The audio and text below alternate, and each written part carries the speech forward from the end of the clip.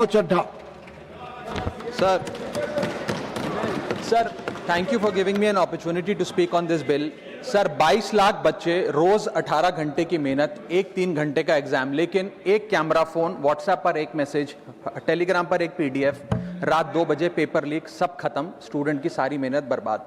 Therefore, sir, I rise today to speak wholeheartedly in support of the students of India and to welcome the Public Examination Amendment Bill 2026. Sir, paper leak जैसी serious बीमारी का permanent इलाज करना होगा. जैसे cancer का इलाज Crocin खिलाकर नहीं किया जा सकता, ठीक वैसे ही पेपर लीक जैसी प्रॉब्लम का इलाज मीडिया साउंड बाइट से नहीं बल्कि इंस्टीट्यूशनल सॉल्यूशन से होगा, जो आज हमारी सरकार इस बिल के माध्यम से करने जा रही है by introducing India's first ever anti paper leak framework. सबसे पहले मैं नीट के स्टूडेंट्स को कुछ कहना चाहूंगा. आपका गुस्सा जस्टिफाइड है, आपकी पेन रियल है और आपको एग्जामिनेशन सिस्टम से जो कंप्लेंट है वो कंप्लेंट भी जेन्युइन है. Your voice matters. और जब आपने अपनी चिंता व्यक्त करी, अपना दर्द बताया, when you demanded, the honourable prime minister heard that demand, not just as a prime minister but also as a guardian, परिवार के मुखिया की तरह उस बात को सुना. Students demanded, government acted, historic decisions taken, systems changed.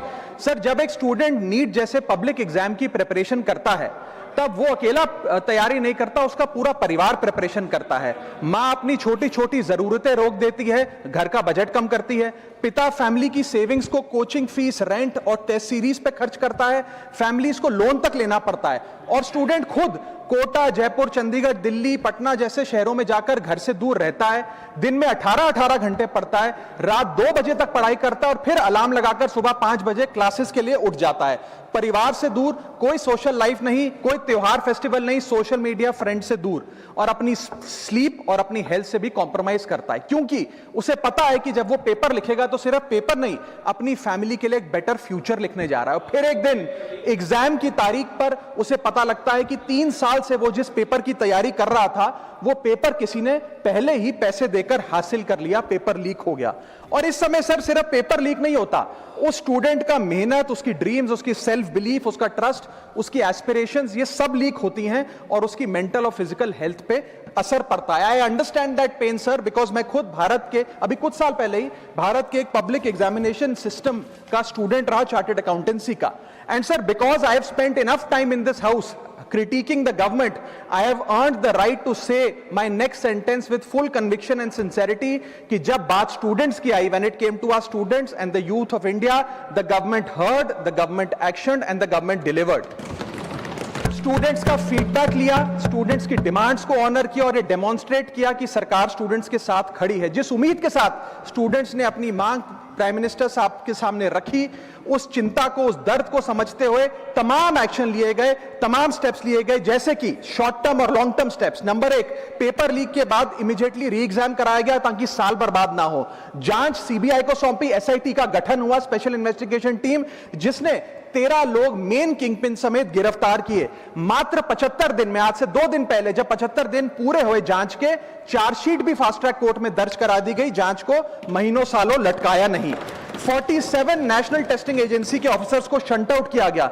Education secretary का तबादला हुआ, यहां तक कि मॉरल ग्राउंड्स पे हमारे ऑनरेबल होम एजुकेशन मिनिस्टर ने इस्तीफा तक दिया और स्टूडेंट प्रोटेस्टर्स के खिलाफ जो केसेस थे उन्हें विड्रॉ किया गया. बीरीड फैमिलीज, जिसके अपने किसी घर के बच्चे को, किसी स्टूडेंट को खो दिया, उसको कॉम्पनसेशन दी जा रही है.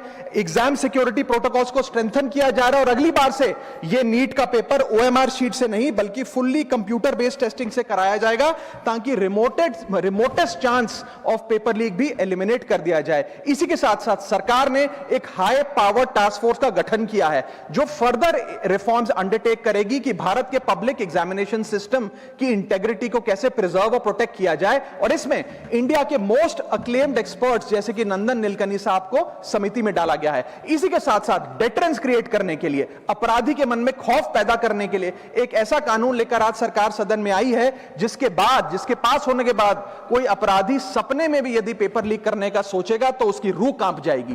पहली चीज, पेपर लीक को एक इंडिविजुअल द्वारा किया गया क्राइम नहीं, बल्कि एक ऑर्गेनाइज सिंडिकेट नेटवर्क द्वारा किए गए क्राइम के तौर पे ट्रीट किया जाएगा, जिसमें इनसाइडर हो, कोचिंग माफिया हो, लॉजिस्टिक वेंडर हो, प्रिंटिंग प्रेस हो, सॉल्वर गैंग हो, एग्जाम ऑफिशियल्स हो, सब पर कार्रवाई होगी। सबको दोषी करार देने के बाद, गिल्टी करार देने के बाद 10 साल तक की जेल होगी और 10 करोड़ रुपए तक का जुर्माना लिया जाएगा। सारे ऑफेंसेस को cognizable, non bailable, non compoundable बनाया गया। एक स्पेशल टास्क फोर्स का गठन किया गया कि अब कभी भी यदि पेपर लीक की संभावना भी उत्पन्न होती है तो यह स्पेशल टास्क फोर्स जांच करेगी और यह इन्वेस्टिगेशन सालों साल नहीं लटकाई जाएगी।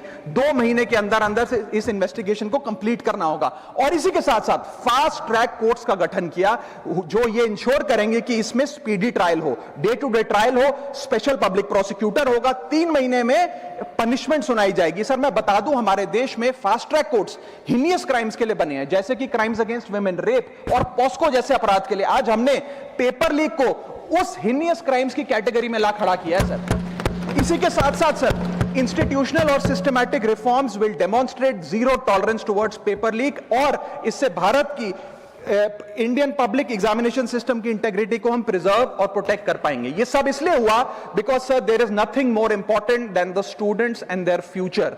Sir their voices mattered, their voices were heard and systematic and systemic changes have been brought in. उनकी आवाज को, स्टूडेंट्स की आवाज को कोई पॉलिटिकल चैलेंज नहीं, बल्कि एक परिवार की भीतर की चिंता की तरह समझकर, जैसे घर के बच्चे घर के बड़े से अपनी चिंता व्यक्त करते हैं, दर्द व्यक्त करते हैं, डिमांड्स रखते हैं, ठीक वैसे ही सरकार ने ये तमाम फीडबैक लेते हुए एक्शन लिया। Sir Benjamin Franklin, American philosopher, statesman, diplomat रहे, उन्होंने कहा था well done is better than well said. सालों तक इस देश में पेपर लीक होता आया, लेकिन सिर्फ डिस्कशन और सिर्फ साउंड बाइट हुई। आज एक्शन हो रहा है, सिस्टमैटिक रिफॉर्म्स आ रहे हैं और भारत का पहला एंटी पेपर लीक फ्रेमवर्क बनके तैयार है और आपके सामने है।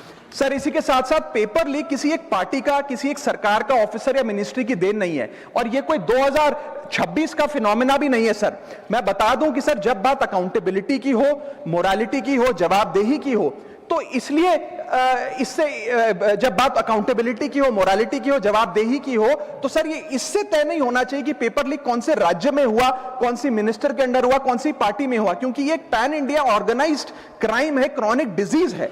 मैं ये बात इसलिए कह रहा हूं क्योंकि 19 जुलाई 2026 को, आज से मात्र 10 दिन पहले, पंजाब के अंदर एक फार्मेसी ऑफिसर रिक्रूटमेंट का एग्जाम हुआ।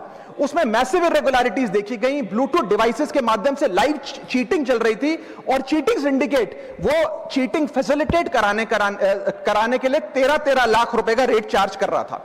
यही नहीं सर, आम आदमी पार्टी की सरकार जब पंजाब में बनी तब से अभी तक नायब तहसीलदार के एग्जाम में इरेगुलरिटीज देखी गई और लार्ज स्केल चीटिंग हुई।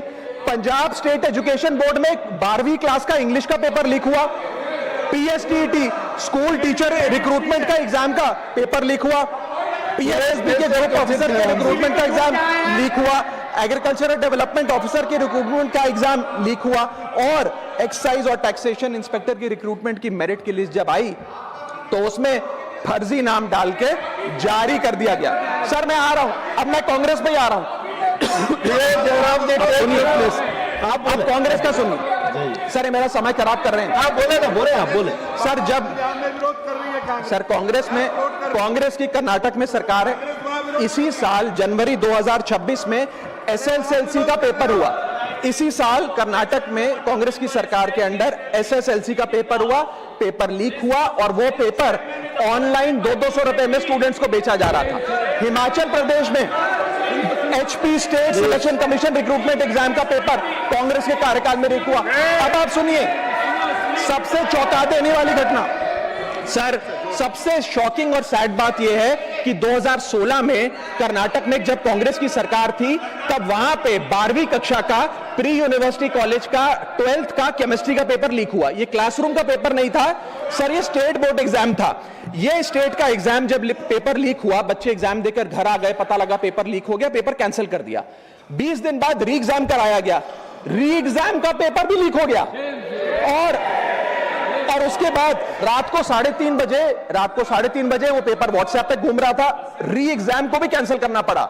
इसके बाद जब जांच हुई, स्टेट सीआईडी ने जांच करी तो 3 लोगों को अरेस्ट किया, जिसमें कर्नाटक सरकार के मेडिकल एजुकेशन मिनिस्टर डॉक्टर शरण पाटिल का पीए खुद शामिल था।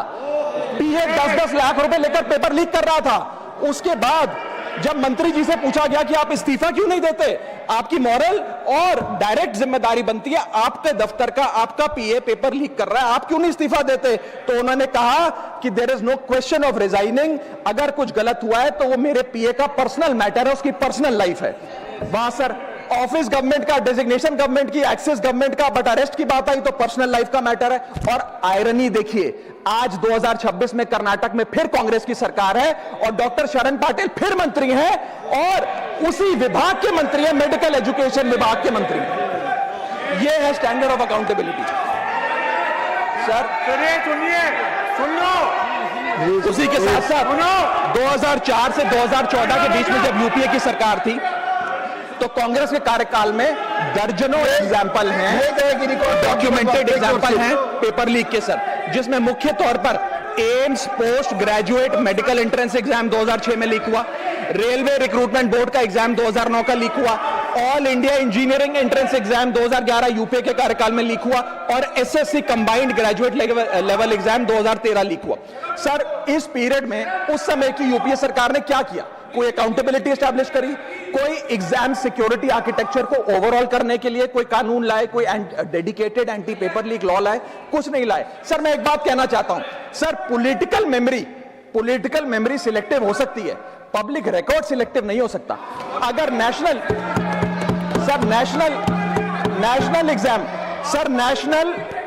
एग्जाम का पेपर लीक अगर नेशनल क्राइसिस है, जो कि है, तो सर ऑपोजिशन रूल स्टेट का पेपर लीक एक लोकल इंसिडेंट कैसे हो सकता है? सर स्टूडेंट में तो फर्क नहीं होता।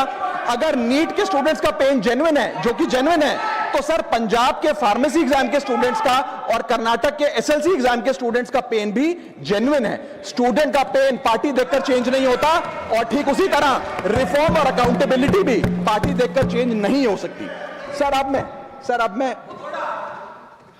अब मैं स्टूडेंट्स के बारे में कुछ कहना चाहता हूं। सर देयर वॉइस मैटर्स, उनकी मांगे जायज हैं। सर स्टूडेंट्स द्वारा प्रोटेस्ट करना, सवाल पूछना, डिमांड रेस करना, कोर्ट जाना, पीसफुल मार्च निकालना, ये सब उनका संवैधानिक अधिकार है और ये करना भी चाहिए। लेकिन सर स्टूडेंट का प्रोटेस्ट स्टूडेंट का रहे, किसी पॉलिटिकल पार्टी की रैली ना बन जाए, वे अपना माइक किसी को आउटसोर्स ना करे, क्योंकि सर स्टूडेंट की लड़ाई तो एग्जाम सिस्टम को सिक्योर बनाने की है, नेताओं की लड़ाई अपनी सोशल मीडिया रीच बढ़ाने की है। सर जब पॉलिटिकल लीडर्स प्रोटेस्ट के टाइम पर बैरिकेड के आगे स्टूडेंट को भेज खुद कैमरे की सेफ साइड पे रहें, तो उनसे पूछिए कि रिस्क मेरा और रील तुम्हारी, ये पार्टनरशिप कैसी? सर स्टूडेंट का मूवमेंट स्टूडेंट के फ्यूचर के लिए है, किसी फ्लॉप पॉलिटिकल पार्टी के कमबैक के लिए नहीं है सर। और जो पॉलिटिकल पार्टी के अपने खुद के फ्यूचर का आता पता नहीं, वो स्टूडेंट के फ्यूचर की क्या लड़ाई लड़ेगी सर? स्टूडेंट्स को जस्टिस चाहिए, पॉलिटिकल पार्टी को फुटेज। स्टूडेंट को एग्जाम सिक्योर करना है, पॉलिटिकल पार्टी को वायरल क्लिप। स्टूडेंट का सवाल फ्यूचर का है, नेता का कैलकुलेशन अगले इलेक्शन का। इसीलिए मैं ऑपोजिशन पार्टीज को कहना चाहता हूं, don't use students emotion for your political promotion. ये लड़ाई बीजेपी वर्सेस कांग्रेस नहीं है, ये लड़ाई मेरिट वर्सेस माफिया की है, मेहनत वर्सेस सेटिंग की है। और सर एक बात और, सर आज हमारे स्टूडेंट्स पर पढ़ाई का बहुत स्ट्रेस है। हमारे समाज ने, हमारी सोसाइटी ने आज बच्चों का, क्योंकि हम बेस्ट चाहते हैं, अपनी बच्चों से पढ़ाई संबंधित एक्सपेक्टेशन को प्रेशर में बदल दिया है। और ये प्रेशर सर स्कूल से ही शुरू हो जाता है। जब बच्चा 10वीं क्लास का बोर्ड का एग्जाम दे रहा होता है तो बोला जाता है ये क्रिटिकल ईयर है, अच्छे मार्क्स लाने हैं, नहीं तो स्ट्रीम नहीं मिलेगी, पूरा करियर बर्बाद हो जाएगा। 12वीं क्लास में जाता है तो प्रेशर और बढ़ता है, बोला जाता है ये लाइफ का टर्निंग पॉइंट है, आगे की जिंदगी कैसे डिसाइड होगी। जेईई, नीट, सीयूईटी, तमाम एंट्रेंस एग्जाम की तैयारी का प्रेशर अलग। और सर जब कॉलेज पहुंचता है तो एक अलग ही लेवल का प्रेशर होता है, उसको बोला जाता है सीजीपीए ठीक रखो वरना प्लेसमेंट नहीं मिलेगी। ये पूरी लाइफ का सवाल है, करियर का सवाल है, हर स्टेज पर प्रेशर का सिलेबस बढ़ता जाता है, बढ़ता जाता है, बढ़ता जाता है। और ओवरऑल सर इंडिया में कंपटीशन बहुत फास्ट स्पीड पे बढ़ रहा है, लेकिन उसी के साथ साथ कंपैरिजन भी बहुत फास्ट स्पीड पे बढ़ रहा है। सबसे पहले जब बच्चा स्कूल जाता है तो अपने स्कूलमेट्स क्लासमेट से कंपैरिजन होता है, कोचिंग सेंटर जाता है तो वहां कोचिंग सेंटर के स्टूडेंट से कंपैरिजन होता है, ऑल इंडिया रैंकर से कंपैरिजन होता है, घर आता है तो पड़ोसी और रिश्तेदारों के बच्चों से कंपैरिजन होता है। ये कंपैरिजन मोटिवेशन नहीं सर, प्रेशर और स्ट्रेस में बदलता जा रहा है। सर जैसे 3 इडियट्स पिक्चर में कहा था ना, काबिल बनो कामयाबी झक मारकर पीछे आएगी, ठीक उसी तरह समाज को, हम सबको, अगर कोई स्टूडेंट चिंतित दिखे, स्ट्रेस में दिखे, उसे कहना चाहिए कि एग्जाम इंपॉर्टेंट है लेकिन तुम एग्जाम से ज्यादा इंपॉर्टेंट हो सर, क्योंकि घर स्टूडेंट का सेफ स्पेस होना चाहिए सर, दूसरा एग्जाम सेंटर नहीं। और एक रैंक रिजल्ट डिसाइड कर सकती है बच्चे का, उसका फ्यूचर नहीं, वैल्यू नहीं, उसकी पूरी जिंदगी नहीं। और अंत में sir, I just take 1 more minute sir, अंत में मैं अपने वेल विशर्स को भी कुछ कहना चाहूंगा जो पिछले कुछ समय से मुझे कह रहे थे कि राघव आप नीट के इशू पर कब बोलोगे, आपको हम सुनना चाहते हैं। मैं बड़ी हम्बली कहना चाहता हूं सर, जब मैं ऑपोजिशन में बैठता था तब सवाल मेरा हथियार था, आज मैं ट्रेजरी बेंचेस पर बैठता हूं, आज सोल्यूशन मेरी जिम्मेदारी है। मैं भी रोज कैमरे के सामने आकर साउंड बाइट दे सकता था, लेकिन मुझे हेडलाइन नहीं सर, मुझे आउटकम चाहिए। और जब मैं ऑपोजिशन में था तब मेरा काम इशू रेस करना और सवाल उठाना था, और पूरा सदन और आप जानते हैं मैंने वो काम पूरी ईमानदारी से किया। लेकिन आज मेरा रोल कैमरा के सामने अटेंडेंस लगाने का नहीं है, मेरा role is my focus is to fix the system. इसीलिए मैंने अपने आप से एक वादा किया, I made a promise to myself कि मैं इस मुद्दे पर पार्लियामेंट में बोलूंगा, और उस दिन बोलूंगा जिस दिन हम प्रॉब्लम सॉल्व कर रहे होंगे, सोल्यूशन लेकर आएंगे, when the system is getting fixed, and today is that historic day when the system is getting fixed। और सर बिकॉज आज जो रिफॉर्म्स हम लेकर आए हैं, जो सरकार सदन में लेकर आई है, वो इतने जरूरी हैं क्योंकि इन रिफॉर्म से सिस्टम और मजबूत होगा, पेपर और सिक्योर होगा, एग्जाम फेयर होगा, मेरिट का सम्मान होगा, माफिया जेल में होगा, सरकार पहरेदार होगी, कार्रवाई दमदार होगी, स्टूडेंट्स की जीत होगी, माफिया की हार होगी। जय हिंद। श्रीमान जोश के मनी